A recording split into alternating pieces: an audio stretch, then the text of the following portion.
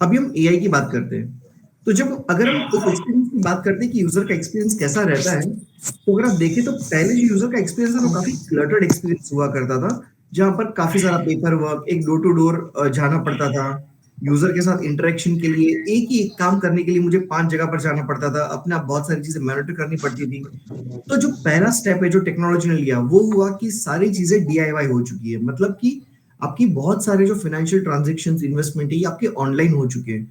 तो इससे जो फर्स्ट जो एक थ्रस्ट मिलता है टेक्नोलॉजी यूज करने का, वो हो चुका डीआईवाई। तो आज आप देखेंगे कि बहुत सारी चीजें ऑनलाइन ऐप पर हो जाती है। That is how the फिनटेक्स have evolve. अब ये तो हो गया, बट ये जो ऑटोमेशन है उसमें और एआई में बहुत बड़ा फर्क है। तो पहले मैं आपको एक ग्रास रूट लेवल से एआई समझाने की कोशिश करता हूँ, एकदम लेमन लैंग्वेज में। अगर हमें पता है कि एआई क्या है तो भी ये चीज समझ में आएगी, और अगर नहीं पता है तो भी समझ में आएगी। तो मान लीजिए कि एक छोटा सा बच्चा है हमारे घर में। उस बच्चे को हम सिखाते कि बेटा जब कोई मेहमान आता है तो आपको किस तरह बिहेव करना चाहिए, आपको अपनी चीजें कैसे रखनी चाहिए, आपको कब उठना चाहिए, आपको कब सो जाना चाहिए। ये सारी चीजें हम एक बच्चे को सिखाते रहते हैं थोड़े थोड़े टाइम पर। तो जो बच्चा है वो एक तरीके का एक आर्टिफिशियल मशीन है, आप ये मान के चल लीजिए। हम जो उसको सिखाते हैं बच्चा वही रूल्स हमसे सीखता रहता है। और धीरे धीरे धीरे जब वो बच्चे का ब्रेन डेवलप होना शुरू हो जाता है, वो चीजों को एनालाइज करता है, वो चीजों को और समझने की कोशिश करता है, और अपने हिसाब से उसके सही गलत डिसीजन लेना शुरू कर देता है। तो जो एआई सिस्टम होता है वो आप मान लीजिए कि एक छोटा बच्चा है। टू स्टार्ट विथ तो मैं दो अलग अलग फेजेस में एआई समझाऊंगा। तो पहले फेज में मान लीजिए कि एक छोटा सा बच्चा है, उसको हम कोई चीज सिखा रहे हैं, वो चीज धीरे धीरे धीरे सीख रहा है, उस पर वो और अपनी पकड़ बना रहा है, और उस पर इतना मास्टर हो जाता है कि फिर वो चीज में गलतियां नहीं करता है। और दूसरा एग्जांपल अगर मैं आपको एआई का दे दूं, तो आपको एआई में इस तरह से समझाता हूं कि एज अ फंड मैनेजर मेरी कैपेसिटी है, मैं 200 स्टॉक्स को एनालाइज कर सकता हूं, मैं दिन में 8 घंटे काम कर सकता हूं, और मेरी जानकारी के हिसाब से ऐसे डेटा पॉइंट्स होंगे जिसके ऊपर मैं अपने काम कर सकूंगा। बट एआई जो है ना वो 24 घंटे चलता है। वो कोई एक इंसान का ब्रेन चाइल्ड नहीं है। उसमें हम चाहे तो लाखों रूल्स फीड कर सकते हैं, और वो लाखों रूल्स फीड करने के बाद राइट उसको एक ऑप्टिमाइज वे से उसका डेटा प्रोसेस करना और एक राइटफुल आउटपुट देना। तो जैसे अगर एक चिंतन डिसीजन ले रहे हैं, तो आप मान के चलो कि अगर मेरे जैसे अगर 10 चिंतन है, अगर दोनों 10 लोगों को एक कमरे में बिठा दिया जाए और तो बहुत लगेगा, शायद डिसीजन पे आ नहीं पाएंगे, और जो आएंगे उसकी कोई श्योरिटी नहीं है कि वो डिसीजन सही है कि गलत है, क्योंकि उसका कोई टेस्टिंग नहीं है, कोई प्रूवन रिकॉर्ड नहीं है। अब ये सारी जो चीजें होती है ये इसलिए होती है क्योंकि हमारे मतलब being a human we do lot of errors, और ये एरर्स इसलिए करते हैं कि हमारे बहुत सारे बायसेस होते हैं।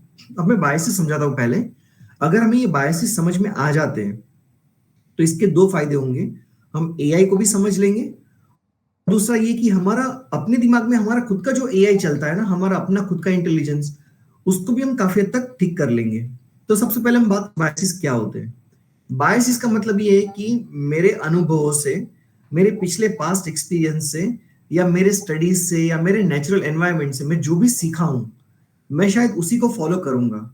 तो for an example, not getting very religious about it, but अगर एक हिंदू है तो उसका बायस ये है कि उसको मंदिर में जाके पूजा करनी चाहिए, अगर कृष्ण है तो चर्च में जाएगा।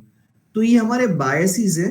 बायसेस सही भी हो सकते हैं और बायसेस गलत भी हो सकते हैं। तो बायस का मतलब ये नहीं कि आप सही या गलत हो, बायस का मतलब ये कि आप एक तरफ, आप किसी एक साइड आप अपना डिसीजन मेकिंग पे स्ट्रांग हो।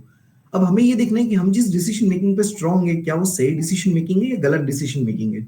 तो अगर if it is a good bias तो आपको उसको कंटिन्यू करना चाहिए, but if it is a bad bias तो मौका हमारे पास ये है कि हम सीख के उसको ठीक कर सके। तो as a human being, as a fund managers, as an advisers, as a customers, हम कहां पर गलती करते हैं, हम ये 5 बायसेस पहले समझने की कोशिश करते हैं। फर्स्ट बायस है कंफर्मेशन बायस। इसका मतलब ये है कि मेरे पास एक जानकारी है, अगर वो जानकारी मुझे लगती है कि ये जानकारी एकदम अप्रोप्रिएट है, एकदम सही जानकारी है, और अगर कोई आके मुझे वही जानकारी देता है, तो मेरी जो जानकारी है उसका मुझे एक और कंफर्मेशन मिल गया। तो मुझे ऐसा लगता है कि जो जानकारी मेरे पास थी वो और भी किसी के पास है। तो मेरी जो थियरी थी या मेरा जो अंडरस्टैंडिंग था वो काफी हद तक क्लियर हो गया। तो मुझे उस बात का कंफर्मेशन मिल चुका है। तो ये कंफर्मेशन बायस की वजह से अगर हमने गलत स्टॉक में एंट्री ले ली है, या गलत टाइम पे एंट्री ले लिया, गलत इन्वेस्टमेंट कर लिया है, कोई और अगर आकर कहता है कि नहीं ये अच्छा इन्वेस्टमेंट है, हम शायद उस इन्वेस्टमेंट में बने रहेंगे। और हम अपने लॉसेस और ज्यादा अक्यूमुलेट करते रहेंगे। तो ये हो जाता है कंफर्मेशन बायस। सो इसको हटाने का भी एक तरीका है कि कंफर्मेशन आप उसी इंसान से लें जिसका उस फील्ड में काफी अच्छा अंडरस्टैंडिंग हो। सेकेंड जो मेंटालिटी बायस होती है वो होती है हर्ड मेंटालिटी बायस। इसका मतलब ये है कि जिसे हम टिपिकल हिंदी में कहते हैं कि हम एक भेड़ चाल में चलना शुरू कर गए। अगर पूरी दुनिया ये कह रही है कि मार्केट बहुत अच्छा यहाँ से होने वाला है, तो हम कोई भी रेट पे सिक्योरिटीज या कोई भी इन्वेस्टमेंट्स बाय करना शुरू कर देते बिना ये सोचे कि मार्केट एकदम पीक आउट हो चुका है। तो सेकंड आ जाता है हर्ड मेंटालिटी। तो हर्ड मेंटालिटी मतलब ये है कि जब मुझे हर जगह से मैं यही सुनता जा रहा हूँ कि एक स्टॉक बहुत अच्छा करेगा, मैं शायद उस स्टॉक में इन्वेस्ट कर लूंगा। जब मैं एग्जांपल एक स्टॉक का देता हूँ, इट इज राइट फॉर सारे इन्वेस्टमेंट्स के लिए ये मेंटालिटी सही हो जाती है। तो हर्ड मेंटालिटी का हमें कभी भी कोई शिकार होने की हमें जरूरत नहीं है।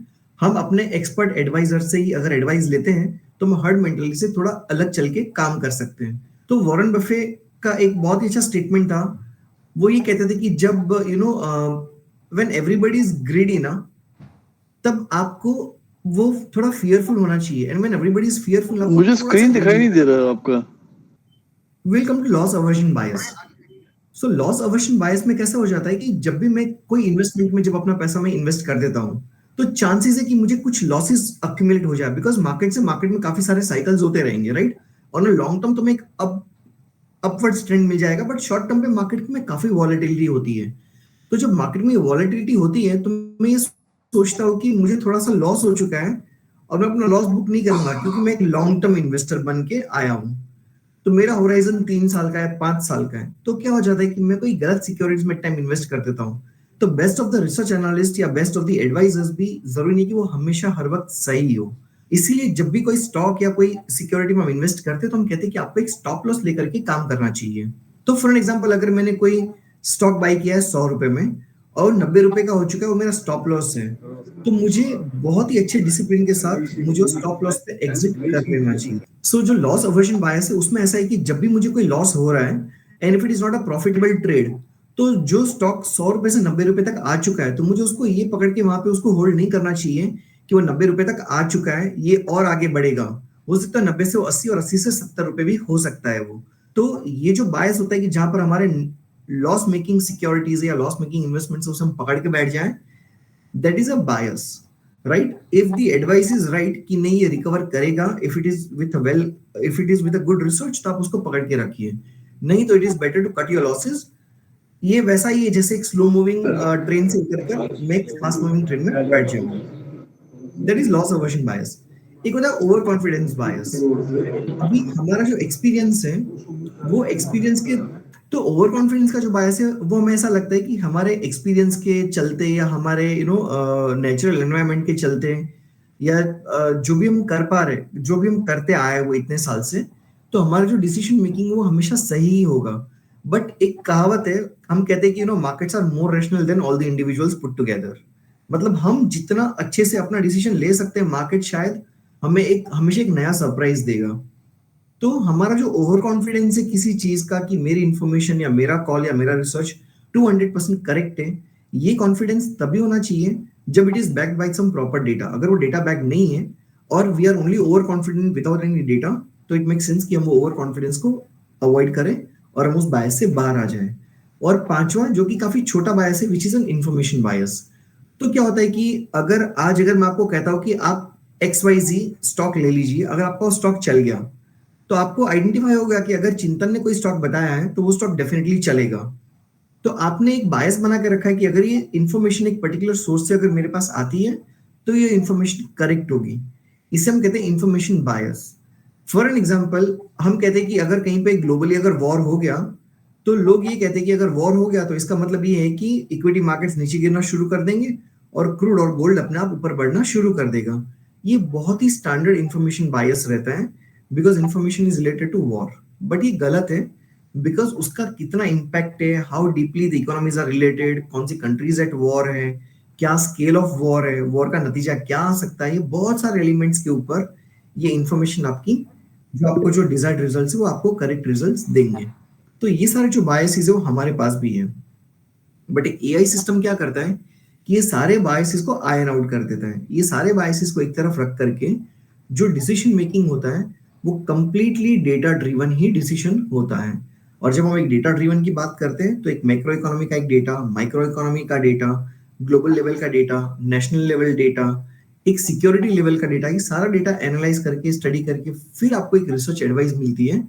और जैसे मैंने बताया था कि एक छोटे बच्चे के जैसा एआई होता है कि वो धीरे धीरे धीरे सीखना शुरू करता है, वो इंटेलिजेंट हो जाता है। तो over a period of time जो एआई का सिस्टम है वो भी ग्रेजुअली इंप्रूव होता जाएगा। मैं आने वाले स्लाइड्स में जब हम और एआई के बारे में बात करेंगे तो मैं आपको ये बताऊंगा कि हमारा मॉडल जो है वो किस तरह से over last 3 years it is improved और आज वो कौन से स्टेज पर है और वो क्या रिटर्न्स आज भी डिलीवर कर पा रहे हैं। सो विद दिस जो एआई करता है, एक तो जितनी भी इनसाइट्स होती है वो ऑटोमेटेड हो जाती है, मतलब कोई ह्यूमन इन्वॉल्वमेंट नहीं होता है, तो बायसेस खत्म हो जाते हैं। जो डेटा सेट्स है, जैसे मैंने कहा था कि मैं 50 या 60 डेटा पॉइंट्स को देख सकता हूं, बट क्या हो अगर मुझे 500 डेटा पॉइंट्स को एक साथ बैठ के एनालाइज करना है। एआई यानी कि मशीन्स वो काम बहुत आसानी से कर पाएंगे।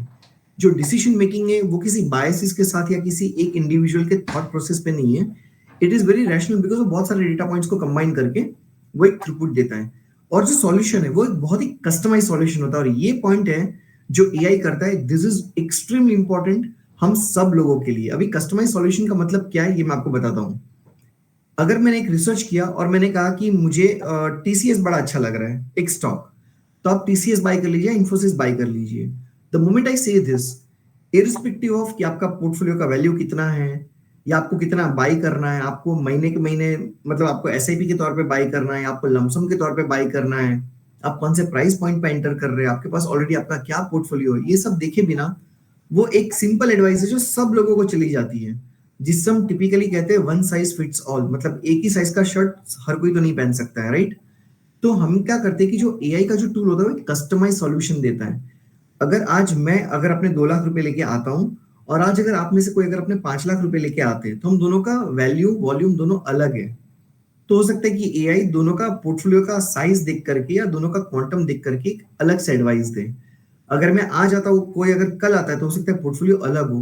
कोई एसआईपी कर रहा है, कोई अगर लमसम कर रहा है तो पोर्टफोलियो अलग होता है, राइट। तो ये सब करते करते करते कोई ह्यूमन इन्वॉल्वमेंट के बिना एक AI tool millions of combination पे अपने पोर्टफोलियोज अलग अलग बिल्ड कर सकता है, उसको मॉनिटर कर सकता है, उसके ऊपर कोर्स करेक्शन दे सकता है। तो फॉर एन एग्जाम्पल कि अगर मेरे पास एक पोर्टफोलियो में अगर मैंने भी 100 रुपीज से शुरू किया, आपने भी अगर 100 रुपीज से शुरू किया, अब कुछ टाइम के बाद मैंने बोला कि आप कुछ बेच दो और कुछ खरीद लीजिए, तो मैंने कर लिया। और अगर आपने नहीं किया, एक हफ्ते के बाद मार्केट के डायनामिक्स बदल चुके हैं, तो एक हफ्ते के बाद आपको जो सॉल्यूशन मिलेगा it is customised to your needs. Gentleman, मेरा एक रिक्वेस्ट होगा, आप जो भी अनम्यूट है आप लोग प्लीज म्यूट कर दीजिए, थैंक यू। तो ये स्लाइड पे हम बहुत ज्यादा वक्त नहीं स्पेंड करेंगे। Ideally we will talk more on how AI can basically help you. तो जो हमारा पास्ट रहा है, और जब हम पास्ट की बात करते हैं आज भी हमारा पास्ट ही हो चुका है, और आज ये सेशन के बाद जो भी हम लोगों का हमारा जो नया थॉट प्रोसेस है ना, that actually is our future. तो पहले जो पैसा था उसी से हम पैसा बना सकते थे, अभी the scale comes in only because of the data. With the data mass production, सबको एक ही जैसा हम लोग एडवाइस देते थे। रिलेशनशिप मैनेजमेंट काफी एक्सक्लूसिव हुआ करता था कि जो आपका एडवाइजर है वही आपको एडवाइस करेगा, वैसे आप इंप्लीमेंट करते थे। जो कॉस्ट था वो काफी ज्यादा था, lot of paper work to be done and all those things, और ह्यूमन पे हमारा डिपेंडेंस बहुत ज्यादा था। Now with all this AI technology what happens is कि जो डेटा है ना उसी पे आपका डिसीजन मेकिंग है। एक्सपीरियंस काफी कस्टमाइज टेलर्ड एक्सपीरियंस है, जिसे जो लेना चाहिए ना एआई उसको वही चीज सजेस्ट करेगा, राइट। एक यूजर एक बार जब एआई बेस्ड इन्वेस्टमेंट्स में एक बार जब आप इन्वेस्ट करना शुरू कर देते हैं, तो रिटर्न्स देख करके आपका जो रिटेंशन है वो काफी ज्यादा हो जाएगा, और आप एक प्रोडक्ट के साथ थोड़ा सा रिटेन हो गए तो लॉन्ग टर्म वो प्रोडक्ट आपको डेफिनेटली बहुत अच्छा रिटर्न देता ही देता है, चाहे वो ऑफलाइन हो चाहे वो ऑनलाइन हो। और ये जो पूरा परफॉर्मेंस है वो हर वैल्यू पॉइंट पे वो एक वैल्यू ऐड करता रहता है, और इसलिए हम कहते हैं कि it is a value augmented performance. अभी एक बड़ा इंटरेस्टिंग न्यूज मैं आपको देता हूं, इट्स अ फैक्ट। ये इकोनॉमिक टाइम्स का आर्टिकल है, इससे अगर आप गूगल भी करेंगे तो you will get the same article in the same fashion. तो जब हम ये बात करते हैं कि एआई कितना अच्छे से काम करेगा, कितने अच्छे से काम नहीं करेगा, तो क्या हुआ था कि मैं थोड़ी देर के लिए अपना स्क्रीन ऑफ करता हूं ताकि I can come on the screen and I can speak in person. तो कुछ टाइम पहले in the month of Feb ना एक बहुत ही डिबेट हुआ था, ग्लोबल डिबेट था कि एआई बेस्ड इन्वेस्टमेंट्स क्या वो अपना रिटर्न दे पाएंगे, क्या वो उतना अच्छा परफॉर्म कर पाएंगे या नहीं कर पाएंगे। तो there is a site called finder.com, ये एक यूके बेस्ड वेबसाइट है। ये finder.com it's a very big research house also. उन्होंने एक रिसर्च किया कि क्यों ना हम ये देखें कि एआई बेस्ड इंजिन्स जो है वो किस तरीके से कस्टमर्स को रिटर्न्स दे सकते हैं। तो ये करने के लिए उन्होंने क्या किया, यूके के टॉप 10 फंड मैनेजर्स, मतलब the best of the fund managers of UK. अभी यूके और इंडिया के मार्केट में काफी फर्क है। यूके का मार्केट काफी मैच्योर्ड मार्केट है, काफी डेटा पॉइंट के साथ काम करने वाले फंड मैनेजर्स होते हैं, और उनके रिटर्न्स भी ऐसे नहीं है जैसे हम यहाँ पर रिटर्न्स देते हैं 15% 20%। रिटर्न्स और ओके, मतलब 8% 10% मिला तो यूके के मार्केट में वो रिटर्न्स काफी अच्छे माने जाते हैं। तो जब ये रिसर्च हुआ यूके के मार्केट में, तो टॉप 10 फंड मैनेजर्स के ऊपर ये रिसर्च किया गया, 8 हफ्तों का टाइम दिया। उन 8 हफ्तों में एक जो एआई टूल है चैट जीपीटी, उसने अपना एक पोर्टफोलियो बनाया और 10 फंड मैनेजर्स अपने खुद के अलग अलग पोर्टफोलियोज बनाए। 8 हफ्तों के बाद जो रिजल्ट आया वो रिजल्ट ये था कि एवरेज रिटर्न्स जो सारे फंड मैनेजर्स ने मिलके जो एवरेज रिटर्न्स जो दिया था, दैट वाज नेगेटिव।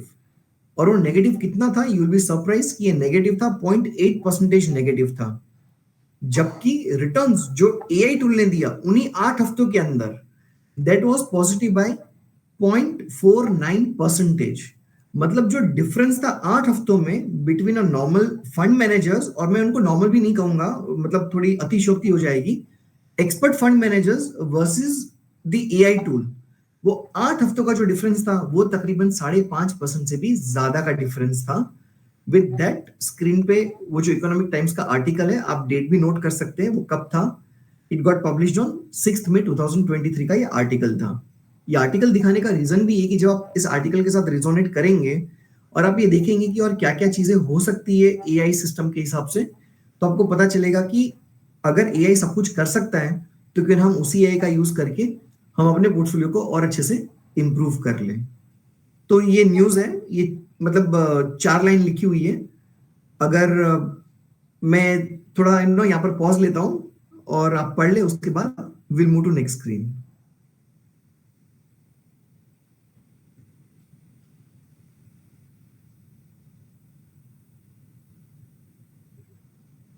राइट। तो ये बड़ा इंटरेस्टिंग एक न्यूज था जो मुझे आपके साथ शेयर करना था। दूसरा, टिपिकली हम लोग जो गलतियां करते हैं, हमने ह्यूमन बायसेस की बात की काफी सारी, तो हम कहां पर क्या गलती करते हैं, जब आप इसमें ये ग्राफ पे बने हुए जो डॉट्स अगर आप देखेंगे तो आप अपने मन में सोचिए कि कौन से डॉट पे आप एक्चुअली इन्वेस्ट करना चाहेंगे। राइट। अगर आपने ये सोचा है कि आप कहां पर इन्वेस्ट करना चाहेंगे, तो आई एम श्योर जो नीचे के 3 डॉट्स हैं उसी पे आप इन्वेस्ट करना चाहेंगे। ये हो गया हमारा विश लिस्ट। बट एक्चुअली क्या होता है इन रियल मार्केट सिनारियो, अगर हम लेफ्ट हैंड साइड से शुरू करके पहला डॉट, दूसरा डॉट, तीसरा डॉट, मैं एक इमोशंस है, इसको हम कहते हैं कि ये एक रोलर कोस्टर ऑफ इमोशंस है। तो पहले डॉट पे लिखा हुआ है कि आई सी, मतलब कि ये ट्रेंड जो है ना, ये मार्केट का ट्रेंड अभी अच्छा ट्रेंड शुरू हो रहा है, चलो मैं देखता हूं पहले डॉट पे। और ये मार्केट का ट्रेंड हो चाहे एआई का ट्रेंड हो। दूसरे डॉट पे लिखा हुआ है कि मैं वेट करता हूं, मतलब मैं और ज्यादा वेट नहीं कर सकता,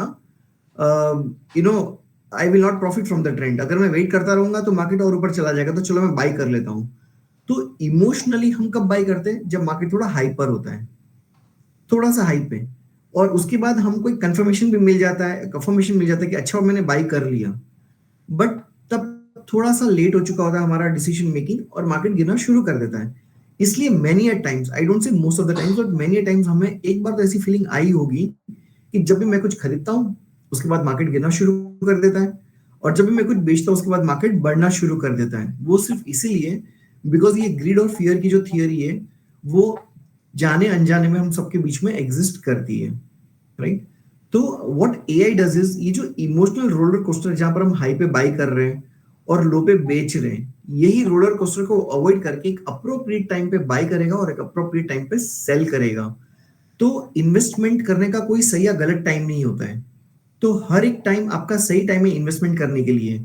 बट अगर आपने वो कुछ क्रिटिकल डेटा पॉइंट्स को अगर आपने स्टडी करके अगर आपने सही टाइम पे इन्वेस्ट कर दिया, तो इसका मतलब ये कि आपने एक बहुत अच्छा प्रॉफिट वहीं पर अर्न कर लिया है।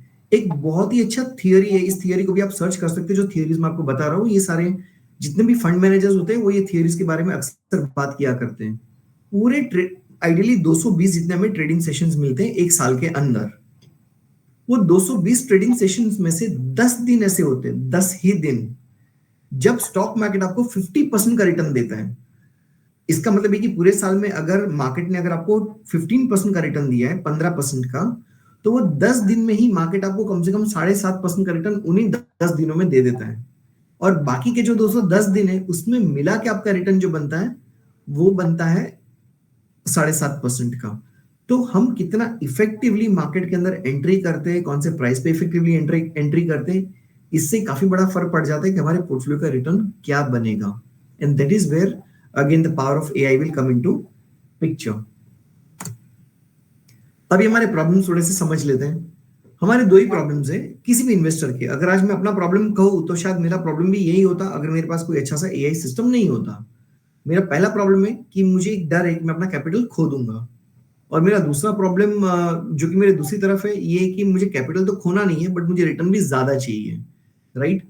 और ये दो प्रॉब्लम्स को डील करने के लिए हमारे जो बीच के जो कंफ्यूजन है वो कंफ्यूजन ये है कि कहाँ इन्वेस्ट करना है, कब खरीदना है, कब बेचना है, क्या मैं टाइम पे एक्शन ले पाऊंगा, और बहुत सारे असेट क्लासेस है उसको मैं कैसे मैनेज करूं।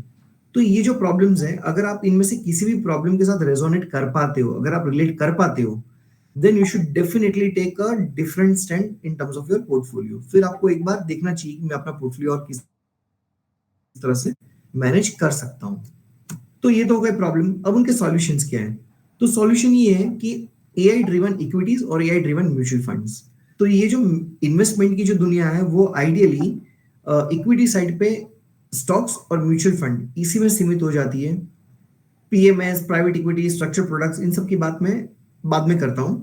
तो मोस्ट ऑफ द इन्वेस्टर्स जो इन्वेस्ट करते हैं वो स्टॉक्स या म्यूचुअल फंड्स में करते हैं।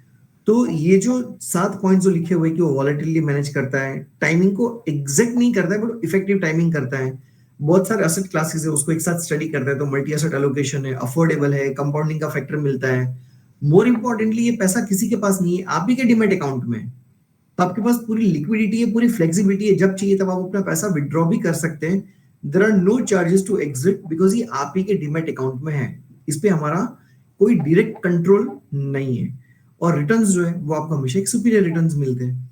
तो ये तो हो जाते सॉल्यूशंस। अभी देखते हैं कि कैसे ये सॉल्यूशंस उभर के आते हैं। बट वो समझने के पहले एक छोटा सा स्लाइड है, वो ये कि एक नॉर्मल कस्टमर्स के लिए अगर हम छोटे छोटे इन्वेस्टमेंट्स करते हैं तो हमारे पास जो इंस्ट्रूमेंट है इक्विटी में पैसा कमाने के लिए apart from stocks is only mutual funds. तो आज अगर मैं अपना पैसा इन्वेस्ट करूंगा तो मेरे पास एक म्यूचुअल फंड करके एक इंस्ट्रूमेंट है, और म्यूचुअल फंड्स में अपना पैसा मैं इन्वेस्ट करता हूँ, एंट्री लेवल इन्वेस्टमेंट, या फिर इवन स्टॉक्स में। बट जो हाई एंट्री लेवल है जैसे कि पीएमएस हो गया, पोर्टफोलियो मैनेजमेंट सर्विस, वहां पर minimum ticket size is 50 lakhs का। लोग 50 लाख का टिकट साइज अगर है तो ये आपको अच्छे रिटर्न्स, कस्टमाइज सर्विसेज, ट्रांसपेरेंसी, आपके डीमैट में आपका होल्डिंग होना, ये सारी चीज आपको मिलती है, बट उतनी फ्लेक्सिबिलिटी के साथ भी नहीं। तो जो इन्वेस्टर मतलब 2-5 लाख रुपए से लेकर के 50 लाख रुपए के बीच के है ना, उनके पास प्रैक्टिकली कोई प्रोडक्ट नहीं है।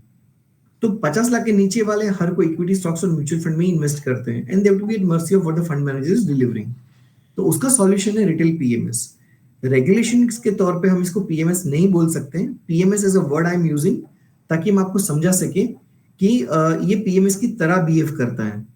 तो जब हम रेगुलेशंस की बात करते हैं तो मैं थोड़ा सा टॉपिक से डिविएट होके मैं आपको 1 मिनट में कुछ और इन्फॉर्मेशन दे देता हूं कि finance.com वो एक सेबी रजिस्टर्ड कंपनी है। हमारे पास जो एक्टिव लाइसेंसेस है, हमारे वेबसाइट पे ये सारी चीजें बहुत ही क्लियरली मेंशन्ड है along with the contact numbers, licence numbers, principal officers के नंबर्स, एवरीथिंग। तो हम हमारे पास एक एक म्यूचुअल फंड का जो लाइसेंस है that is what we have. Equity के लिए हमारे पास एक एपी का लाइसेंस है। जो सेबी का जो सबसे इंपॉर्टेंट लाइसेंस है एडवाइजरी सर्विसेज के लिए, which is called RIA, registered investment advisers, ये लाइसेंस पिछले 7 साल से हमारे पास है। पिछले 3 साल से कॉन्स्टेंटली सेबी ने एक नया मैकेनिज्म शुरू किया है जहां पर प्रोडक्ट का, सर्विसेज का, जो हमारे जो सॉफ्टवेयर है उसका एक ऑडिट प्रोसेस होता है। And the good thing is कि पिछले 3 साल से we have come out very clean with any zero remarks on our entire audit. तो ऑडिट का मतलब ये है कि क्या वो प्रोडक्ट उतना रिटर्न डिलीवर कर पा रहा है, क्या वो उतना सेफ है, क्या कस्टमर की इन्फॉर्मेशन सिक्योर्ड है, कॉन्फिडेंशियल है, क्या कस्टमर के पास हम जो बता रहे हैं वो सारा ईज और कंफर्ट है। तो all this audit is 100% clear with us. So that's about it. तो ये पीएमएस और म्यूचुअल फंड के बीच में अगर हमें कोई अच्छा सा परफेक्ट फिट चाहिए तो that is our retail PMS, जिसे हमने नाम दिया है ऑलराउंडर। अब क्यों all rounder, let us understand that. तो वो समझने के लिए मैं एक छोटा सा वीडियो प्ले करूंगा। Today, there are many attractive options to create wealth. It's difficult to decide. Should you invest in mutual funds, gold, ETF, or stocks? And what's the right time? Investing requires a lot of market knowledge, detailed research, and daily tracking. It takes real time and effort. Scared you might make the wrong choice? Fear not. Your wait is finally over. Now invest without human bias. Presenting All-Rounder. Invest directly in an AI-built portfolio with a basket of stocks, gold, and indexes. All-Rounder safeguards your investment by diversifying it across different asset classes. Globally, money moves across asset classes, driving the trend. Our AI-based algorithm identifies and tracks this trend. It then moves your money across these asset classes. So you keep creating consistent wealth. Back-tested for more than 15 years, it delivered over 30% CAGR returns on an average. Having over 100 plus man-years of experience, we are SEBI-registered advisors. Here are a few quick steps to invest in All-Rounder. 1. Choose the portfolio. 2. Pay the advisory fee. 3. Fill your details. And 4. Activate your DMAT broker account. Congrats! You subscribe to All-Rounder. Once you subscribe, check the asset weights carried by each class and begin investing in a few clicks. Start tracking your real-time portfolio seamlessly, one that's optimized and rebalanced weekly, monthly, or quarterly. Now, revolutionize your investing experience. Invest stress-free in a disciplined manner. Give the All-Rounder a shot.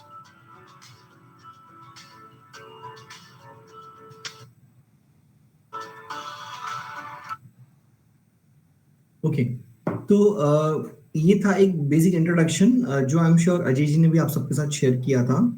तो ये basic हमारा एक introduction था कि allrounder कैसे function करता है, क्या करता है। आई एम श्योर इसके ऊपर आपके काफी सारे क्वेश्चंस होंगे।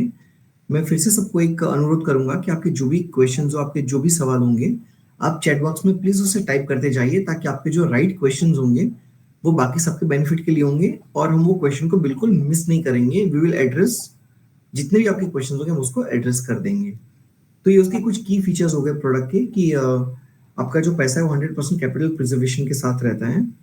इसमें कोई लॉक इन पीरियड नहीं होता है, ना ये पैसा हमारे पूल अकाउंट में जाता है, ये आप ही के डिमेट में रहता है।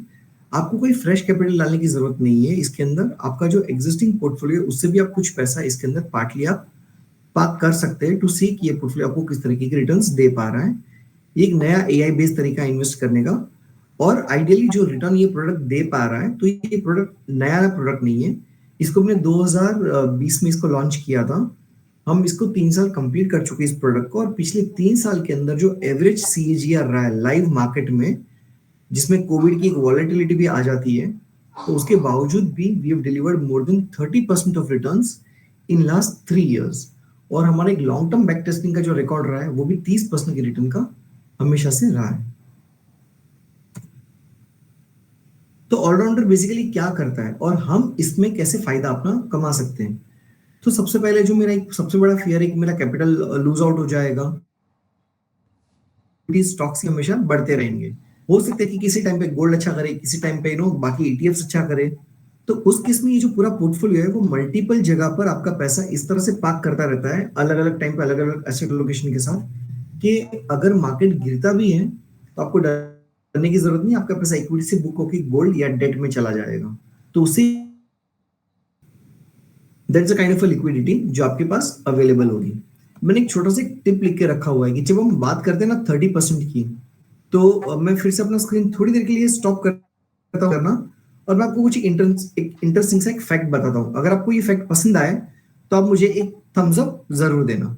राइट। हम कहते हैं कि पावर ऑफ कंपाउंडिंग में ना 3-4% से कितना ही फर्क पड़ जाता है, ये टिपिकली हमारे क्वेश्चन रहता है। तो मैं आपको बताता हूँ 3 या 4% से कितना फर्क पड़ता है। एक होता है रूल ऑफ 72, पहले भी इसके ऊपर 2 साल काम कर चुके थे। उन 2 साल काम करने के बाद जब मैंने प्रोडक्ट फर्स्ट टाइम शुरू किया था तो इसकी एक्यूरेसी रहती थी 70% के आसपास की। आज ग्रेजुअली इसकी एक्यूरेसी बढ़ते बढ़ते बढ़ते this month, current month, it is gone to 86%। इसका मतलब है कि अगर मैंने 100 रिसर्च के कॉल्स दिए तो उसमें से 86% हमेशा अपना टारगेट अचीव करते ही करते हैं। अब ये 86% को हम कैसे इवैल्यूएट करते हैं, तो ये भी समझ लेते हैं कि मार्केट में अगर आप किसी भी रिसर्च एनालिस्ट का अगर एक्यूरेसी स्टडी करेंगे तो तकरीबन 60 टू 65% के आसपास रहता है। काफी अच्छे रिसर्च एनालिस्ट भी आपको यही एक्यूरेसी दे पाते हैं। जबकि अगर मैं भी अगर ये रिसर्च कर रहा था तो शायद मेरा एक्यूरेसी भी 65% के आसपास का ही रहता, because it is AI driven, the accuracy is 86%। जो पोर्टफोलियो है वो बहुत कॉन्सेंट्रेटेड पोर्टफोलियो है, बहुत सारी जगह पर आपका पोर्टफोलियो डिस्ट्रीब्यूट नहीं करते। आपका पोर्टफोलियो 7 से लेकर के 12 सिक्योरिटीज के बीच में ही रहता है, ताकि हम कॉन्सेंट्रेटेड बेट्स ले सके और हर एक एलिमेंट को एक प्रॉपर जस्टिस दे सके। अल्फा का मतलब होता है कि मैं नॉर्मली निफ्टी से या हमारे बेंचमार्क से मैं आपको कितना ज्यादा रिटर्न दे पा रहा हूं। तो ईयर ऑन ईयर अगर मैं देखा जाए तो जहां निफ्टी 15% का रिटर्न देती है, ये प्रोडक्ट 30% का रिटर्न देता है। इसका मतलब ये कि इसने जो रिटर्न दिया है वो निफ्टी से 15% ज्यादा रिटर्न दिया है। अभी अगर 4% पे अगर काफी बड़ा फर्क पड़ सकता है, तो एक 15% के रिटर्न पे, साल के रिटर्न पे ऑन अ कंपाउंडिंग बेसिस ये बहुत बड़ा फर्क क्रिएट कर सकता है। और ऑपरेशनल एफिशिएंसी 80% इसलिए because it is not human driven, completely technological driven, तो it works with lot of efficiency. और बाकी हर जगह पर जहां पर बहुत ज्यादा कॉस्ट इनकर करना पड़ता है, हमारे यहाँ पर जो एफिशिएंसी वो 80% तक आ जाती है। तो हमें जो कॉस्ट इनकर करना पड़ता है मुश्किल से 20% ऑफ कॉस्ट इनकर करना पड़ता है, जो बाकी अदरवाइज बाकी सारे पोर्टफोलियोज में होता है। एक स्टॉक लेवल का आइडेंटिफिकेशन है, मैं इसको क्वेश्चन आंसर सेशन में कवर कर लूंगा कि टॉप डाउन और बॉटम अप अप्रोच क्या होता है टू आइडेंटिफाई दी स्टॉक्स। ये कुछ डेटा है जहां पर पिछले 3 साल का जो सीएजीआर रहा है, और ये हमारा पब्लिश डेटा है। आप हमारे फैक्टशीट्स पे भी ये डेटा देखेंगे, आप हमारी वेबसाइट पे भी ये डेटा देखेंगे, और जो डेटा हम पब्लिक डोमेन पे पब्लिश करते हैं, इसका मतलब कि सेबी भी वो डेटा देख रही है, हमारे एग्जिस्टिंग कस्टमर्स भी ये डेटा देख रहे हैं, हमारे इन्वेस्टर्स, हमारे पार्टनर्स, हर कोई ये डेटा देख रहा है। So there is no scope कि हम ये डेटा को गलत तरीके से प्रेजेंट कर सकते हैं। तो मैं एक डिस्क्लेमर दूंगा कि आप पास्ट डेटा देख करके अपना डिसीजन बिल्कुल मत बनाइए कि बिकॉज इट इज गिवन 42% मुझे इसमें इन्वेस्ट करना चाहिए। इन्वेस्ट करने के आपके पास रीजंस ये हैं कि कंसिस्टेंटली 30% का रिटर्न देता आ रहा है irrespective of the market condition, provided आप कुछ टाइम तक इस इन्वेस्टमेंट में बने रहे। It is more safe, it is more accurate without any biases, right. हर महीने हम इसको रीबैलेंस करते हैं। तकरीबन आपका जो 15% ऑफ पोर्टफोलियो हर महीने हम तकरीबन चर्न कर लेते हैं। पिछले 15 साल का डेटा है हमारे पास ये प्रूव करने के लिए कि ये प्रोडक्ट ने कैसे परफॉर्मेंस दिया हुआ है, और 3 साल पे आपका कैपिटल 100% प्रिजर्व्ड। और ये कुछ लास्ट के 2 स्लाइड्स हैं, शायद इसके ऊपर मैं कुछ ज्यादा बात नहीं करूंगा। ये डेटा आपके सामने है जहां पर हमने मेंशन किया कि ऑलराउंडर जो कि हमारा एआई बेस्ड प्रोडक्ट है उसके क्या रिटर्न रहे, निफ्टी के क्या रिटर्न रहे, और अल्फा का मतलब ये है कि हमारा प्रोडक्ट माइनस निफ्टी। तो हमने कब निफ्टी से ज्यादा रिटर्न दिए और कितने ज्यादा रिटर्न दिए, और कब निफ्टी से हमने कम रिटर्न दिए। तो एक भी साल ऐसा नहीं है जब हमने निफ्टी से कम रिटर्न्स दिए हो, but this data will explain you the entire performance of the product. ये फाइनेंशियल ईयर का डेटा है, और ये जो डेटा है ये कैलेंडर ईयर का डेटा है। तो हम कहते हैं कि 30% का रिटर्न है, बट जहां पर भी हमारा रिटर्न 30% से कम रहा है, we are brave enough to mention that in the data, ताकि आपको वो रियलिटी भी समझ में आए कि ये कोई कैमोफ्लेज नहीं है, इट्स अ करेक्ट डेटा। 2022 में हमारे प्रोडक्ट ने काफी कम रिटर्न दिया था, इट वाज ओनली 19%, बट 22 में इट वाज 72%। 2018 में सिर्फ 18% का रिटर्न था, बट 2014 में वो 90% का रिटर्न था। 2011 में सिर्फ वो 7.5% का रिटर्न था, बट 2010 में वो तकरीबन 61% का रिटर्न था, राइट। तो over a period of 3 years ये कम से कम आपको 30% का सीएजीआर डिलीवर करता है। अब ये बहुत इंपॉर्टेंट पॉइंट है जो अब मैं आपके सामने रखने की कोशिश कर रहा हूं कि हम हमेशा कहते हैं कि वेदर ये सही टाइम है मार्केट में इन्वेस्ट करने का या नहीं है, तो कोई भी टाइम सही या गलत नहीं है। 2019 में, मतलब 2018-19 की बात है, मार्केट 13% क्रैश हुआ था, 13%। वो अगले 6 महीने में रिकवर हो गया। 2020 में मार्केट 33% गिरा था, जो अगले 6 महीने में फिर रिकवर हो गया। 2022 टू 23 के बीच में मार्केट फिर 15% क्रैश कर गया था, राइट, बट वो 6 महीने में फिर से रिकवर कर गया। और 2023 में भी यही हुआ कि जो ऑल टाइम हाई से जो मार्केट ने गिरना शुरू किया था, राइट, वो फॉल जो है मार्केट ने अगले 4 महीने में फिर से रिकवर कर लिया। तो होता क्या है कि जब आप कोई भी इन्वेस्टमेंट करते हैं, वेदर वो हमारे प्रोडक्ट में करे या कहीं और करे, तो मार्केट के आपको डाउनफॉल्स मिलते हैं। जब भी आपको मार्केट का डाउनफॉल मिलता है, that's an opportunity for you to invest more, ना कि you being very fearful about it. ये पिछले 3 साल के रिटर्न्स हैं, हालांकि ये हमारे बेंचमार्क नहीं है, बट हमने सिर्फ ये कंपेयर किया है कि तो best of the stocks of Nifty, उन्होंने both from IT and banking including Reliance, कि इन कंपनीज ने किस तरीके के रिटर्न्स दिए पिछले 3 साल में एज अ सीएजीआर रिटर्न, और ऑलराउंडर का पिछले 3 साल का सीएजीआर रिटर्न क्या रहा है। And we will take up very happily all the possible questions that you have to ask. आप सभी की जो भी इंक्वायरीज हैं प्लीज कमेंट बॉक्स में बताइए, तो हम वन बाय वन उसे डिस्कस कर सकते हैं। ठीक है, मेरे पास चैट बॉक्स ओपन है मैम, विथ योर परमिशन अगर आप मुझे परमिट करें तो मैं क्वेश्चंस पढ़ के मैं उनके आंसर्स दे सकता हूं। Sure sir. Right, thank you. तो सबसे पहले एक क्वेश्चन है नार्वेकर जी का कि is AI based advice for FNO available. Sir, FNO के लिए हम एक मॉडल प्रिपेयर कर रहे हैं, बट एज ऑफ नाउ ये रिटेल इन्वेस्टर्स का पैसा है, we don't want this investments to be at risk. हमने अभी तक वो मॉडल लॉन्च किया नहीं है, but very soon near future we are wanting to launch an AI based product on FNO। but एक चीज आप हमेशा ध्यान रखिए, मैं आपको कुछ अच्छी और कुछ बुरी दोनों चीजें मैं आपको बता दूंगा, ताकि इन्फ्लुएंस करने के बदले मैं आपको एक सही डिसीजन मेकिंग में हेल्प कर सकूं। जो AI बेस्ड रिसर्च जो होता है ना, वो इतना स्ट्रॉन्ग और इतना क्विक आपको एक्ट करना पड़ता है जब वो FNO की बात पे आ जाता है। तो आइडियली वो एल्गो ट्रेडिंग में क्वालिफाई होता है, और सेबी ने एल्गो ट्रेडिंग में उसकी परमिशन नहीं दी है रिटेल इन्वेस्टर्स को। तो एफएनओ में अगर एआई बेस्ड इन्वेस्टमेंट है तो you have to be quick enough to act on it. अगर आप क्विक नहीं है तो एडवाइस का कोई मतलब रहता नहीं है, खास करके एफएनओ में। सेकंड है क्वेश्चन वैभव गुप्ता जी का, is it acting like a broker of stock market. नहीं सर, ये ब्रोकर नहीं है। जो ब्रोकर्स होते हैं उनके लाइसेंसेस अलग होते हैं, we are registered investment advisers. तो हम जो करते हैं वो एज एन एडवाइजर आपके लिए काम करते हैं, बट ये जो एडवाइजरी का काम है वो आपको कॉल करके या वन ऑन वन नहीं होता है। इसका इंटरफेस ये है कि आपके पास स्वराज फिनटेक का ऑलरेडी एक ऐप या एक सिस्टम होगा, उस सिस्टम पे आप क्लिक कीजिए, आप डायरेक्टली आ जाएंगे finance.com के ऊपर। We are doing that integration at this point in time. या आप अगर finance.com पे भी आ गए तो हमें पता है कि आप आ रहे स्वराज फिनटेक से ही, तो वी नो कि आप किसकी कस्टमर्स हैं। और आपका जो डिमेट अकाउंट है वो जीरोधा का हो सकता है, आईसीसी का हो सकता है, कोई भी डिमेट अकाउंट हो सकता है। आप हमारे ऐप पर आकर के आप ऑलराउंडर के लिए सब्सक्राइब करके वो डिमेट अकाउंट को आपने लिंक कर दिया, तो अभी हमारे 3 कड़ियां एक साथ जुड़ गई ऑनलाइन, स्वराज, फाइनेंस एंड से फॉर एग्जांपल जीरोधा, राइट। तो Swaraj is your first adviser, हम आपके इंटरमीडिएट एडवाइजर है, प्रोडक्ट एडवाइजरी जो हम लोग कर रहे हैं, और आपका जो एग्जीक्यूशन है वो डिमेट अकाउंट में होगा जीरोधा पे। आपको जब ऑर्डर आएगा कुछ खरीदने का या कुछ बेचने का, और ये महीने में एक ही बार हम बेचते हैं, it is not a churning portfolio, it's an investment portfolio. हमारा मतलब आपका पोर्टफोलियो चर्न करने का नहीं है, हमारा मतलब है कि आपको हम कितना ऑप्टिमाइज अच्छा से रिटर्न दे सके और आपका कैपिटल प्रिजर्व रख सकते हैं। तो व्हाट वी डू इज, आपको व्हाट्सएप पे, एसएमएस पे, ईमेल पे और ऐप के नोटिफिकेशन पे एक लिंक आता है जिसपे होता है एक इंफॉर्मेशन कि आपका कुछ ऑर्डर है जो कि पेंडिंग है, आपको ऑर्डर एग्जीक्यूट करना चाहिए। जब आप वो लिंक पे क्लिक करते हैं, the moment you click on the link, आप सीधे हमारे एप्लीकेशन में आ जाते हैं जहां पर आपका बास्केट ऑर्डर ऑलरेडी बना हुआ है, आपको कुछ करने की जरूरत नहीं है। वहां पर जब आप बोलते हैं ओके प्लेस दी ऑर्डर, तो तुरंत आपको अपना सिर्फ पासवर्ड एंटर करना है जीरोधा का।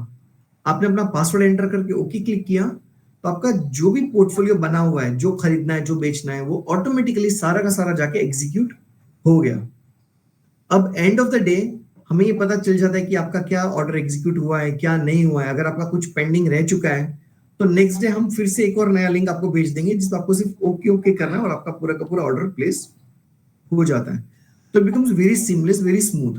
आपको जो पोर्टफोलियो आपको अपने डीमैट अकाउंट में दिखेगा, सेम पोर्टफोलियो, नॉट अ पैसा और डिफरेंस, वो ही सेम पोर्टफोलियो आपको फाइनेंस के ऐप पे भी दिखेगा, right. So that is how the entire thing gets operated.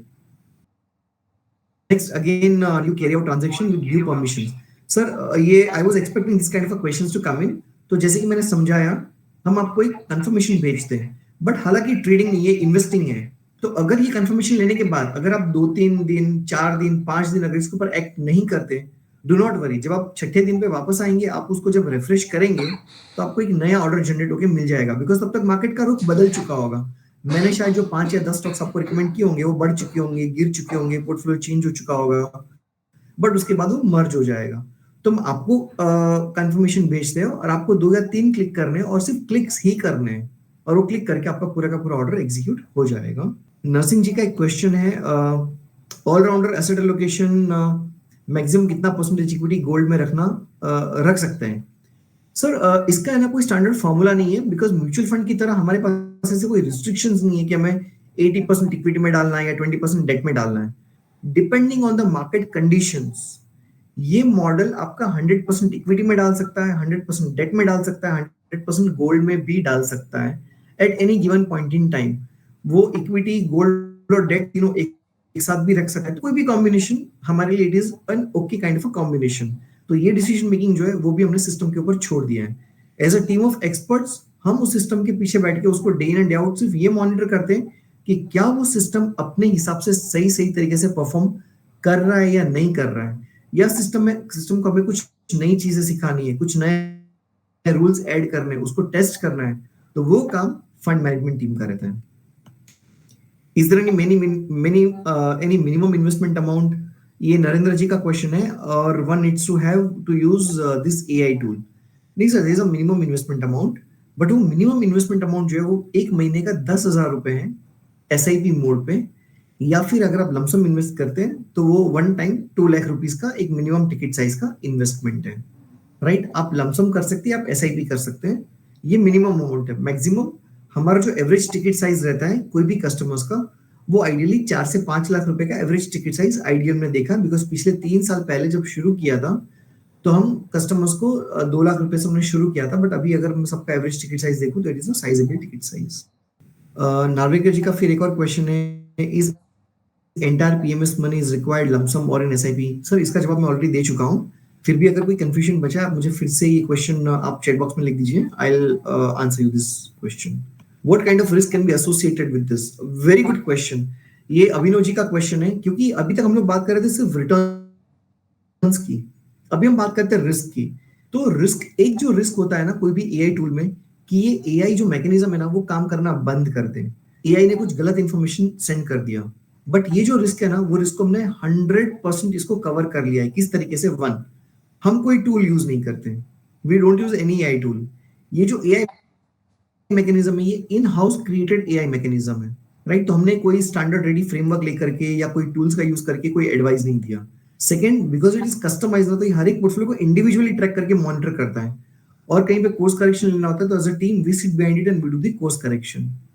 तो जो टिपिकल जो रिस्क होती है ना कि एआई टूल में कि उसने डेटा गलत इंटरप्रेट कर लिया या ऑब्जर्वेशन गलत दे दिया, उन सबको क्रॉस चेक करने के लिए हम हमेशा उस टूल के पीछे बैठते हैं, ओनली टू चेक कि ये करेक्ट तरीके से जा रहा है या नहीं जा रहा है। सो प्रैक्टिकली वो जो रिस्क था वो रिस्क एनविसाज करके उसको ऑलरेडी इरिगेट कर दिया है। मिस्टर विशाल सेठी का क्वेश्चन है, मनी इन्वेस्टेड और यूज फॉर ट्रेडिंग? नहीं सर, ये ट्रेडिंग पोर्टल नहीं है, it is a pure play investment. मैं ये कहता हूँ कि अगर इन्वेस्ट करके मुझे साल का अगर 30% का अगर रिटर्न मिलता है एट माय ओन पीस, तो शायद मुझे ट्रेडिंग करने की जरूरत नहीं है, बिकॉज मैंने बहुत ही कम ऐसे ट्रेडर्स को देखा है जो ये कहते हैं कि हमने एक साल में 30% का रिटर्न कमा लिया है। मतलब ट्रेडिंग इज अ फिलॉसफी जहां पर आपने हर रोज कुछ खोया, हर रोज कुछ कमाया, which is perfectly okay. We are purely for investing, and बहुत सारे ट्रेडिंग टूल्स है जो शायद हमसे अच्छे भी है मार्केट में, बट हमारा कंपेरिजन किसी भी प्रोडक्ट के साथ नहीं है। In absolute terms we have been delivering 30% का रिटर्न। हमारा कमिटमेंट कस्टमर्स के साथ यही रहेगा कि ओवर 3 इयर्स हम आपको 30% का year on year return commit करेंगे। How I switch my investment from mutual fund to allrounder? ये नवीन साहू जी का क्वेश्चन है। सर इससे कोई लिटिल स्विच नहीं कर सकते, इसका एक ही तरीका है कि हमें म्यूचुअल फंड रिडीम करके वो पैसा हमारे बैंक अकाउंट में लेकर के then we have to put it into our broker account, right? That's how you get actually started.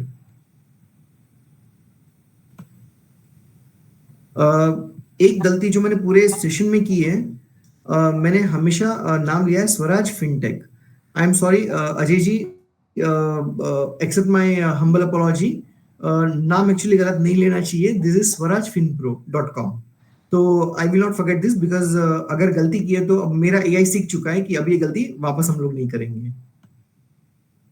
Shashank Agarwal जी का क्वेश्चन है, if at this point COVID types fall come, then how come you will be able to manage all the mass individual portfolio? How swift it could be?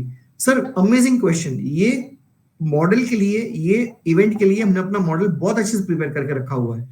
अगर Covid kind of situation आ गया, अगर कोई war kind of situation आ गया, कहीं पे nuclear war हो गया, कहीं पे कोई मिनिस्टर को कुछ हो गया, अगर मार्केट में कोई भी सडन क्रैश होता है तो हम इमीडिएटली इसको ठीक नहीं कर सकते, क्योंकि जो सडन क्रैश आता है ना, उसमें nobody can act. But what happens is कि there is a trigger in the system कि अगर पूरा का पूरा मार्केट अगर 10% नीचे अगर चला जाता है, राइट, और हमारा portfolio overall as a portfolio level पर अगर हम एक दिन में 5% नीचे चले जाते हैं ना, तो हम इमीडिएटली कस्टमर्स को मल्टीपल फ्रीक्वेंसी से अलर्ट्स भेजते हैं कि आपका सारा का सारा पोर्टफोलियो अपने आप स्विच हो जाएगा। मतलब you have to do that 3 clicks, वो स्विच हो जाएगा डेट में या गोल्ड में, जो भी एआई रिकमेंड करेगा। तो ये हो सकता है कि हम शायद वो इनिशियल 10% का फॉल कैप्चर ना कर सके, बट मॉडल विल एंश्योर कि वो 10% का जो फॉल है उसको हम इमीडिएटली कैप्चर कर ले। और जैसे कि मैंने एक स्लाइड में बताया था कि जब भी मार्केट 10% से ज्यादा क्रैश करता है ना, वो अगले 4 से 6 महीने में वो रैली फिर से कवर हमेशा कर ही लेता है। तो ये सारा जो डेटा पॉइंट है, ये भी एआई ड्रिवन ही डेटा पॉइंट है। तो आपको बिल्कुल फिक्र करने की जरूरत नहीं है, क्योंकि आप जो कर रहे हैं इन्वेस्टमेंट्स, ये आपका इन्वेस्टमेंट 1 या 2 महीने का नहीं है। ये इन्वेस्टमेंट आइडियली हम ये मान के चलते हैं कि 3 साल का ड्यूरेशन है। तभी मतलब जो आपने जो बीज बोया है उस पेड़ पे तभी आपको फल लगेंगे जब आप कम से कम 3-5 साल तक आप इन्वेस्टेड रहेंगे। बट रिटर्न तो आपको हर साल मिलता ही रहेगा। For a long term perspective you should stay invested. Navika ji का question, what is the rational of your name finance? Sir, finance नाम इसलिए था बिकॉज एक कनाडा में कंपनी थी, इसका नाम भी फाइनेंस था। हमने अपना डोमेन सोचा था FINANCE, फिनेंस। तो मैं बहुत ही सिंपल रखना था कि फिनेंस है, मतलब ये काम ही फाइनेंस का करता है। बट सिटी बैंक ने ऑलरेडी ये finance.com रजिस्टर करके रखा था, और जब हम गूगल पे सर्च करते हैं तो हमारे जो फाउंडर्स हैं they come from a very good tech background। मेरे जो CEO he was ex Microsoft person, he used to head Microsoft at a role which was a pan India role। and हमारे जो CTOs है, जो CEO है, they all come from the IT industry। the entire mid management they coming from the finance industry, and the entire top and mid management is intact for us more than 9 years in the same organization। तो ये उनका brain child था कि आगे जाके the world is going to change, और जो दुनिया होगी ना वो एक ऑनलाइन वर्ल्ड की दुनिया होगी। तो वहां पर उन्होंने बोला कि अगर हम न्यूमेरिक 5 से शुरू करेंगे तो सर्च इंजिन्स पे ये नाम सबसे पहले रिफ्लेक्ट करेगा, राइट। मिस्टर चौधरी का एक क्वेश्चन है, राजूराम चौधरी जी का। His question is what is the service charge applicable for this services?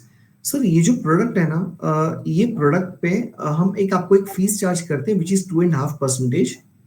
Normally एक अगर आप पीएमएस को कंपेयर करते हैं तो पीएमएस की एक फीस रहती है तकरीबन 2.5 से 3% की एवरी ईयर, और भी कुछ एक्स्ट्रा चार्जेस रहते हैं पीएमएस के अंदर। What we have done is to make it very simple, we say that हम 2.5% एज अ फीस हम हर एक कस्टमर्स को चार्ज करेंगे।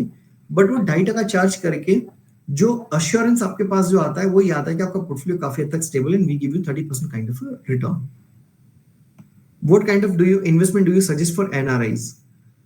ये मिस्टर श्रीवास्तव का क्वेश्चन है। सर, एनआरआईज हो चाहे डोमेस्टिक इन्वेस्टर्स हो, it doesn't make a lot of difference, क्योंकि जो लैंग्वेज हम जानते हैं वो ये है कि कैपिटल सेफ रहे और हमें प्रॉपर रिटर्न्स मिलते रहे। तो ये जो प्रोडक्ट है it is compatible for NRIs also to invest in. तो कोई एक पर्टिकुलर प्रोडक्ट की तरफ मेरा बायस नहीं होगा, मेरा बायस 2 ही चीजों के लिए होगा, कैपिटल प्रिजर्वेशन और एक अच्छा रिटर्न। ये कॉम्बिनेशन आपको हमारे या हमारे अलावा जो भी प्रोडक्ट में मिलता है वो प्रोडक्ट मेरे लिए 200% रिकमेंडेड होगा किसी के लिए भी इन्वेस्ट करने के लिए, right. NV animations provide this, तो आपको शायद कहीं और जाने की जरूरत नहीं है, right. Through swarajfinpro.com and finance in affiliation you can invest into our product itself.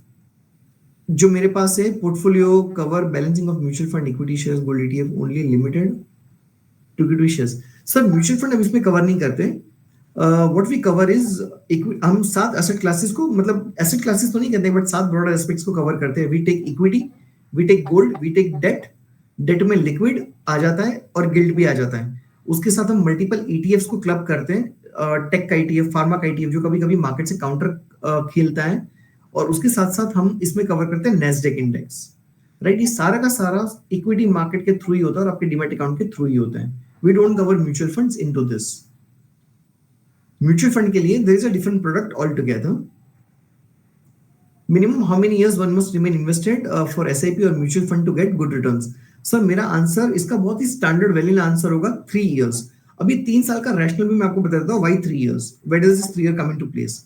कोई भी मार्केट साइकिल्स 2008 में जो सबसे बड़ा क्रैश हुआ था उसको भी रिकवर होने के लिए कम से कम 2 साल का वक्त लग चुका था।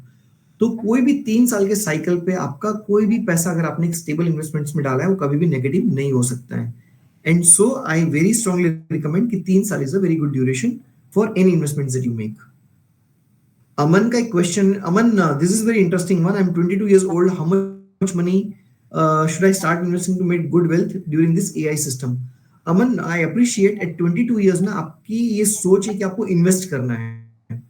Late me give you a very clear answer to this.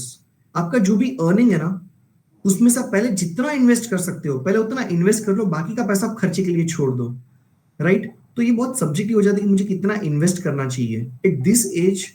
अगर आपने 5 साल भी एक्स्ट्रा दे दिए ना, जैसे हमने पावर ऑफ कंपाउंडिंग में देखा था कि वो अगले 6 साल भी अगर आपने एक्स्ट्रा दे दिए तो 22 से लेकर के आपकी 28 साल की जर्नी अगर आपने फोकस कर ली इन्वेस्टमेंट पे, तो आपका जो वेल्थ है ना वो अपने आप ही बहुत ही तेजी से मल्टीप्लाई हो जाएगा।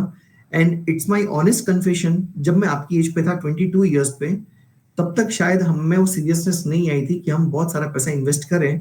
हालांकि I was only 18 years of age जब मैंने इक्विटी मार्केट में इन्वेस्ट करना शुरू कर दिया था, बट वो पैसा मैं सिर्फ इसलिए इन्वेस्ट करता था so that I can take care of my expenses. अगर आपके ऊपर वो लायबिलिटी नहीं है, invest as much as you can, right? और इसका आंसर भी वही है कि हाउ मच गुड वेल्थ, तो there is no definition of good wealth, right? Wealth का मतलब ये है कि आप इतने फ्री हो चुके हो कि आपके पैसे ही आपको काफी सारा इनकम आपको कमा के दे पा रहे हैं जिससे you can take care of your day to day life. So invest as much as you can. Minimum for this product is 10,000 of an SIP to start with. Kuldeep ji का क्वेश्चन है, when you are query GPT about any financial question he replies that he is not capable of doing so, can you educate how this in your scheme? Okay sir, जो chat GPT जो है ना, हम जो version use करते हैं which is a free version, free version के अंदर 2019 के पहले की इंफॉर्मेशन फीड नहीं की है। ये हो गया चैट जीपीटी 3 का सीन। अभी हम जो आ चुके हैं ना वो चैट जीपीटी 4 पे आ चुके हैं, but it has got nothing to do with what we are doing. ये मैं चैट जीपीटी की बात कर रहा था। तो जो जीपीटी है which is used widely, I mean many of the platforms have started use this GPT. हम जो यूज करते हैं that is our in house created system. और जब इन हाउस क्रिएटेड कोई भी सिस्टम होता है उसको आप ट्रेन करते रहते हो, आप डेटा फीड करो, डेटा फीड करो, डेटा फीड करो, कॉम्बिनेशन करो, रूल्स बनाओ, उसको आप ट्रेन करते रहते हो। तो जीपीटी के साथ हमारा कोई रिलेशन नहीं, because the entire system is created in house. तो जो डिसीजन मेकिंग वो हमारा सिस्टम वो डिसीजन मेकिंग क्रिएट करता है। तो अभी आज हम जो बात कर रहे हैं, अगले 3 या 4 साल में you will be able to see कि हर बड़ा फाइनेंशियल ऑर्गेनाइजेशन अपना खुद का एक एआई सिस्टम बना चुका होगा। Is there any lock in period for the investments? Shraddha ji, no lock-in period at all. You are free to get into the investments and walk out of the investments at any point in time, provided you need this money. If you don't need this money, stay invested, grow your wealth with us. The next question is, can I give PMS amount in the form of existing stocks? नहीं sir, आप जब भी ये हमारे पास जब invest करते हैं तो not in the form of stock, आपको एक कैश बैलेंस ही रखना पड़ेगा, बिकॉज जो ऑर्डर प्लेस होता है वो आपके कैश पे ऑर्डर प्लेस होता है, और ये कैश भी आपने हमें नहीं देना है, आपको अपने डीमैट अकाउंट में ये कैश मेंटेन करके रखना है। आपका डीमैट अकाउंट सिर्फ हमारे साथ लिंक होता है, तो practically your money is all with you, but stock से नहीं होगा, you have to put in fresh cash. Unexpected events, black swan events in economy, how allrounder taken at that time? Vipin ji, ये आंसर मैं अभी already दे चुका था, तो I hope आपका अंडरस्टैंडिंग इसके ऊपर थोड़ा क्लियर है। अगर कोई एम्बिग्विटी है आप मुझे फिर से यही सेम क्वेश्चन टाइप कर दीजिए, I will take this up. Where does AI read information required for action and you feed or take from open sources? Sir, we don't take from any open sources. We have subscribed to all the legitimate sources. तो जहां से हमें both technical fundamental information on a day-to-day basis through FTP files, because आपका जो question है, I can understand that आप technology को समझ पा रहे हैं, तो FTP फाइल्स के थ्रू ये इंफॉर्मेशन सिस्टम के अंदर फीड हो जाती है, इसी को पूरा AI टूल इसको मसाज करके थ्रूपुट देता है. तो we have subscriptions of all the legitimate sources. And what is the tax implication on redemption or withdrawals? Sir जो टैक्स इम्प्लीकेशन है ना, ये ठीक वैसे ही होगा जैसा आपका नॉर्मल स्टॉक्स में होगा. आपका कोई भी सिक्योरिटी अगर एक साल के अंदर अगर आपका सेल होता है इक्विटी का, तो 15% का उसके ऊपर कैपिटल गेन टैक्स लगेगा. और अगर एक साल से ज्यादा है तो आपको लॉन्ग टर्म 10% का आपको टैक्स लगेगा on long term holding. But most of the time to generate good returns हमारा जो सिस्टम है वो आपको आइडियली शॉर्ट टर्म पे आपको ट्रेड दे देता है. बट 30% के प्रॉफिट पे अगर आपका 15% का भी टैक्स लग जाता है ना, तो दैट इज स्टिल 4.5%. और ये नहीं कि हम सिर्फ 30% का रिटर्न देते हैं, एंडेवर इज कि हम कैसे 35% से भी ज्यादा का रिटर्न दे सके, ताकि पोस्ट टैक्स आपके पास वो 30% का रिटर्न रहे. बट अगर आपको 30% का भी रिटर्न मिलता है, it is still as good as you are getting 25% के आसपास का नॉर्मल रिटर्न. पिछले 3 साल का जो एवरेज रहा है दैट इज बीन 42% का. बट हमारा टारगेट रहता है कि हम आपको 30% तक का रिटर्न डिलीवर कर सके. उससे हमारी कंसिस्टेंसी भी बनी रहती है और पोर्टफोलियो पे जो रिस्क है वो भी हमको अप्रोप्रिएट रिस्क लेने की जरूरत पड़ती है. We do not take a lot of risk. Ajay ji ने contact details already chat box में पोस्ट करके रखे हुए हैं, राइट. अगर आपके पास वो कॉन्टेक्ट डिटेल्स नहीं है तो आप वो कॉन्टेक्ट डिटेल्स ले सकते हैं चैट बॉक्स पे से स्वराज फिनप्रो के, और आप उनको उन्हीं कॉन्टेक्ट नंबर पे कॉन्टेक्ट कर सकते हैं.